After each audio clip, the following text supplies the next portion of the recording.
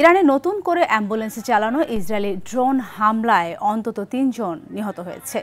এদিকে বিমান হামলা চালানোর পর প্রথমবারের মতো দেশটির সরকার পরিবর্তনের ইঙ্গিত দিয়েছেন মার্কিন প্রেসিডেন্ট ডোনাল্ড ট্রাম্প।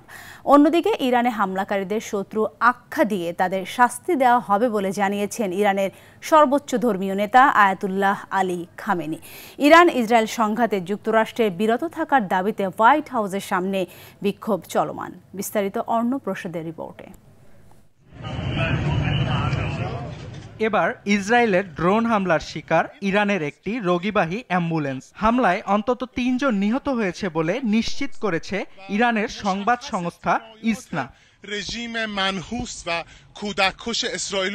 এদিকে আন্তর্জাতিক আইন লঙ্ঘন করে ইরানের পারমাণবিক কেন্দ্রগুলোতে হামলা চালানোর পর এবার প্রথমবারের মতো দেশটির সরকার পরিবর্তনে নিজের ইচ্ছার কথা জানালেন মার্কিন প্রেসিডেন্ট ডোনাল্ড ট্রাম্প। সামাজিক যোগাযোগ মাধ্যম ট্রুথ সোশ্যালে দেয়া পোস্টে তিনি জানান, ইরানের বর্তমান শাসন ব্যবস্থা দেশটিকে মহান করতে না পারলে সরকার পরিবর্তন অসম্ভব কিছু নয়। পোস্টে তিনি মিগা শব্দ ব্যবহার করেন। এর বাংলা অর্থ দাঁড়ায় মেক ইরান গ্রেট এগেইন।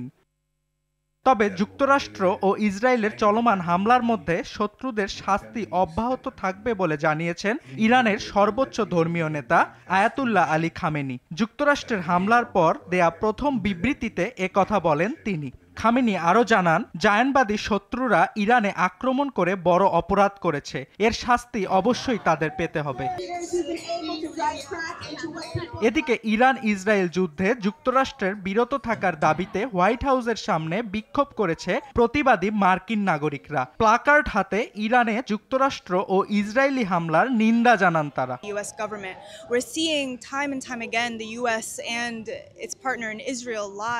আমরা চাই না যুক্তরাষ্ট্র মধ্যপ্রাচ্যে নতুন করে যুদ্ধে জড়াক, আমরা শান্তি চাই। এদিকে নতুন করে বিদেশে অবস্থান করা মার্কিন নাগরিকদের বাড়তি সতর্কতা অবলম্বনের আহ্বান জানিয়েছে হোয়াইট হাউস। অর্ণব প্রসাদ, RTV।